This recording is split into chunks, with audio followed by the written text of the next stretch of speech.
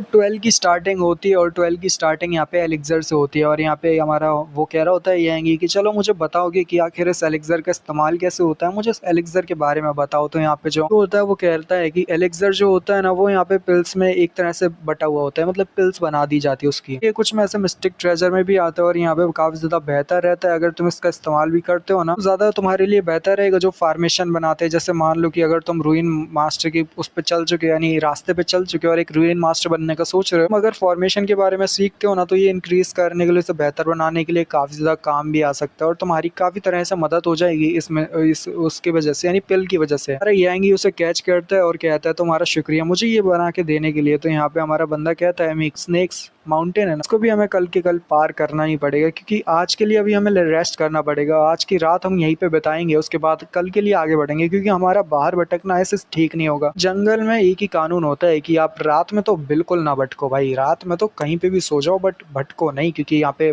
बहुत खतरा होता है। हमारे यंगी पूछ रहा होता है कि जरा मुझे ये भी बताओ कि आखिर हमें इस फॉरेस्ट से निकलने के लिए कितना ज्यादा टाइम लगने वाला है। तो यहाँ पे है कि इतनी जगह पे वो पॉइजनस स्नेक है ना वो बहुत ज्यादा है, यहाँ पे पूरे जंगल ही पॉइजनस स्नेक से भरा हुआ है। क्या वाकई में यहाँ पे रेस्ट करना भी सेफ होगा? मुझे नहीं लगता कि कभी भी हम सो रहे हैं और पीछे से स्नेक निकल के आके हमारे को काट जाए। हमारी लड़की भी कह रही होती है हॉकिंग की देखो फॉरेस्ट जो है ना 10,000 स्नेक्स का काफी ज्यादा डेंस है और यहाँ पे मूनलाइट में तो सही है, मतलब मान लो कि यहाँ पे मूनलाइट है और मतलब इतना ज्यादा ऐसा नहीं कि यहाँ पे हमें ठीक से दिखाई दे, यहाँ पे कैसा भी सीन हो, यानी कि अगर थोड़ा सा भी उजाला हो ना तब भी यहाँ पे इस फॉरेस्ट में कुछ भी दिखाई नहीं देगा। पे देखना ही इम्पॉसिबल है, इस वजह से यहाँ पे रात के वक्त पे हम बाहर नहीं निकल सकते क्योंकि पूरी जगह रात के वक्त बहुत ज्यादा डेंजरस होने वाली है और ट्रैवल करना ये तो और भी डेंजरस है। तो कहता है चलो तो अब बातें खत्म और यहाँ पे अब अपने कैंप को चलाते हैं और वो कहता है होंग ब्लैक ही चलो मेरी मदद करो, यहाँ पे हम कैंप लगाते हैं। तो यहाँ पे होंगी भी कहती है अच्छा ठीक है। यहाँ पे रात में वो कैंप फायर सा लगा देते हैं और वहाँ पे सारे लोग इधर उधर चारों तरफ बैठे हुए वहाँ पे बात करने लगते हैं, डिस्कशन करने लगते हैं। तो यहाँ पे हमारे यांगी पूछता है तुम्हारा वो साथी था ना जिसका नाम जू युआन था, तो तुम उसके बारे में बताओ कि आखिर तुम उसका क्या करोगे जब तुम्हें वो बाहर मिलेगा, यानी फॉरेस्ट के बाहर अगर वो चला गया होगा तो बाहर मिलने के बाद तुम उसका क्या करोगे? वो तुम्हारी पूरी टीम को धोखा देके भाग चुका है। तो यहाँ पे हमारी जो हॉकिंग होती है वो कह रही होती है वो कमीना कुत्ता कहीं का जो साथियों को है वो छोड़ के कैसे भाग सकता है? जब उसे लगा कि वो मरने वाला है तो अगले ही पल वो वहां से भाग के चला गया। अगर दोबारा मिला तो उसके सर में मैं एरो को डाल दूंगी। क्यों कहता है मुझे शायद पहले से इसके बारे में पता था, वो लड़का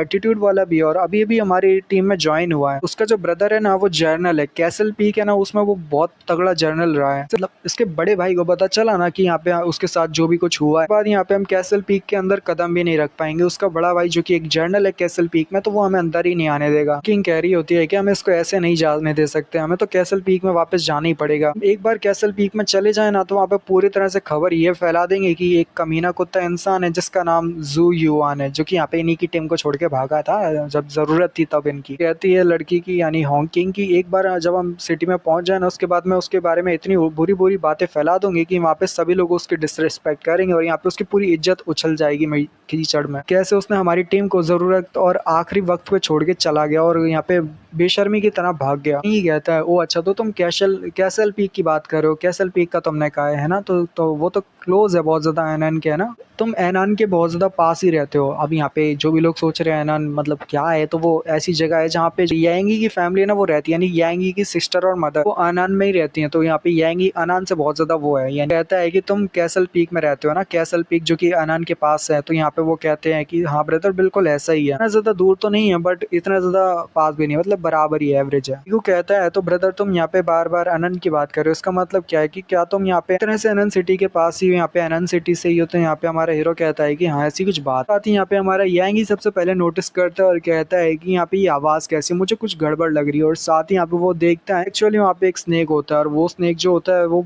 बहुत सारे स्नेक्स कंट्रोल करते हुए आगे की तरफ भेज रहा होता है, एक लीडर समझ लो। तो सभी लोग अपनी फॉर्मेशन को बना लेते हैं और फिर यहाँ पे जो हमारा मीको होता है वो कहता है कि अचानक से इतने सारे स्नेक्स कहाँ से बाहर निकल आ गए भाई? ऐसा तो नहीं कि जो मैंने किंग की कॉर्प्स या किंग की जो लास्ट थी उसको फेंक दिया चारों तरफ तो वो इस वजह से इधर उधर आ चुके हैं? एक हमें चारों तरफ से पता नहीं क्यों घेर रहे हैं। तो यहाँ पे जो हमारी लड़की होती है ना वो भी हमारे हीरो के हाथ को पकड़ लेती है। वो काफी ज्यादा घबरा रही हो बट फिर भी यहाँ पे वो पकड़ के उसके हाथ को कहती है कि मैंने ऐसा पहले कभी नहीं देखा है, तो जैसे हम फिर से बहुत बड़ी मुसीबत में फंस चुके हैं। तो यहाँ पे हमारा यंगी भी कहता है क्या फिर से पे हमारे यंगी कहता है अब हम क्या करें, अब हम क्या ही कर सकते हैं। खैर वो कहता है ओह मैं समझ गया, शायद ये सब इसकी वजह से हो रहा है। तो वो कहता है कि तुम्हें यही चाहिए ना तो तुम इसको ले सकते हो, और वो सामने की तरफ उसे थ्रो करता है। तो स्नेक की नजर पूरी तरह से उस पे होती है और वो पहले से इसी पे नजर बना के रखे थे। टेंगी के पास जो एलिक्सर है उनको सारे स्नेक्स को वही चाहिए होता है, तो साथ ही वो स्नेक्स उस बड़े से एलिक्सर के पीछे उसको खाने के पीछे दौड़ के वहां से चले जाते हैं और निकल जाते हैं। टेंगी कहता है तो अच्छा वो सभी लोग एलिक्सर के पीछे थे, फाइनली मैंने सही सोचा। यहाँ पे हमारा मीकू भी कहता है अच्छी बात है कि वो सभी स्नेक्स चले गए, क्योंकि एक स्नेक होता तो सभी लोग हैंडल कर लेते, बट यहाँ पे तो हजारों तादाद में स्नेक्स चाहे कि वो सभी लोग लौट गए थे। यहाँ पे जो हॉकिंग होती है वो कहती है कि यही मत कहना कि तुमने वो 2 विंग स्नेक्स का एलिक्सर को अपनी रिंग के अंदर छुपा के रखा था, ये अपनी रिंग के अंदर रखा था। तो यहाँ पे हमारा यंगी कहता है ओ हाँ ऐसी बात है, इसको अपनी रिंग के अंदर ही छुपा के रखा था। तो यहाँ पे हॉकिंग कहती है कि लीडर ब्रदर तुम्हें समझना पड़ेगा कि तुम एलिक्सर को ऐसी जगह पे नहीं रख सकते, अगर रख भी दोगे ना तब भी वो इतना ज्यादा अट्रैक्टिव है कि वो अपने बीस्ट को चारों तरफ अट्रैक्ट कर लेगा और बीस्ट तुम्हारे चारों तरफ आ जाएंगे। इसी वजह से यहाँ पे इतना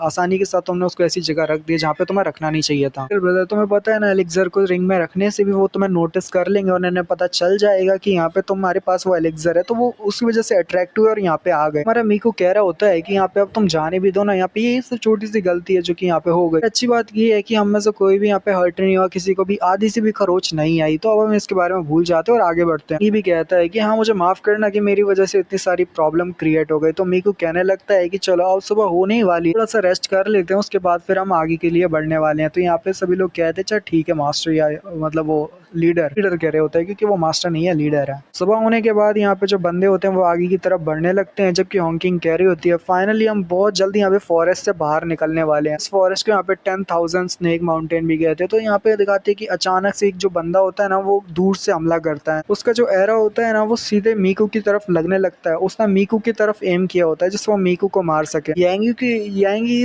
जो होती है ना एबिलिटी और मूवमेंट वो बहुत ज्यादा अच्छी होती है और साथ ही उसकी सेंसेस भी अच्छी होती है, तो वो पता कर लेता है और मीकू की तरफ आगे बढ़ के उस एरो को तोड़ देता है। वो भी शौक होता है कि आखिर यांगी को ये स्नेक वो एरो कहाँ से दिख गया, यांगी तो बहुत ज्यादा तेज है, तो अब तक वो मर चुका होता। तो साथ ही यहाँ पे यांगी कहता है कि सभी लोग अपने आप को चौकन्ना कर लो क्योंकि हमारे ऊपर हमला हो रहा है और यहाँ पे कोई है जो हमारे ऊपर हमला कर रहा है। वो कहता है कि कौन वो कमीना है जो हमारे ऊपर छुप के एरो से वार कर रहा है, जल्दी से बाहर निकल। और साथ ही यहाँ पे ताली बजाते हुए एक बंदे बाहर की तरफ निकलता है और वो जो बंदा होता है ना वुल्फ हेड का मर्सनरी होता है, यानी वुल्फ मर्सनरीज जो होता है ना उसमें ये उसका हेड होता है, उस पूरी टीम का हेड होता है। जिसने एरो चलाया होता है ना वो एक लड़की होती है जिसने एरो चलाया होता है। तो यहाँ पे वो बंदा कहता है वुल्फ स्क्वाड का लीडर की छोटे बच्चे मुझे तुम्हारी जो स्किल है ना काफी ज्यादा अच्छी लगी, तुम इतने भी ज्यादा बुरे नहीं हो जो तुमने एक चलते हुए एरो तक को यहाँ पे डिस्ट्रॉय कर दिया और आसानी के साथ उसको तोड़ भी दिया। ये बैठे वाले बंदे को देखो, अभी ये भाई आधा टाइम नहीं लगाएगा भागने में। यार मैंने तो स्पॉइलर दे दिया, खैर छोड़ो। यहाँ पे जो हमारा यांगी होता है वो कहता है तो तुम कौन हो, तुम अपने बारे में तो बताओ। मीकू कहता है कि ये वुल्फ हेड है मर्सनरी का, तो यहाँ पे मर्सनरीज होते हैं ना तो उसका ये हेड है। उसके साथ ही वो लड़की जो होती है वो नोटिस करती है और कहती है जू युआन तुम यहाँ क्या कर रहे हो। जू युआन जस्ट उसके पीछे होता है। यहाँ पे हमारा बंदा कहता है यानी कि मीकू की तुम लोग बस वीक मर्सनरीज को मारते हो, इन माउंटेन पे जो भी मर्सनरीज आता है जो कि कमजोर है तुम उसको मार देते हो, उसके पास से सामान को लूट लेते हो, तुम्हें क्या लगता है ये सही है। तो हमारे यांग को समझाते हुए कहता है कि इनका जो लीडर है ना उसका नाम लिंग है और ये जो बंदा एक तरह का हाल्फ ब्रीड है और साथ ही जो जितने भी साथी वगैरह है ना वो सभी अपने ग्रेड वॉरियर लेवल पे यानी 9th ग्रेड वॉरियर लेवल पे से मुकाबला करना थोड़ा मुश्किल हो सकता है। जबकि जो वुल्फ मर्सनरीज का कैप्टन होता है वो कहता है यानी कि मुझे इंट्रोड्यूस करने की जरूरत भी, अब तुम मुझे जानते ही हो तो मैं अपने बारे में बता के क्या करूंगा। और यहाँ पे ये वाला एपिसोड खत्म हो जाता है। नेक्स्ट एपिसोड में देखेंगे कि यांगी कैसे इन सबका सामना करेगा। Sayonara, peace out.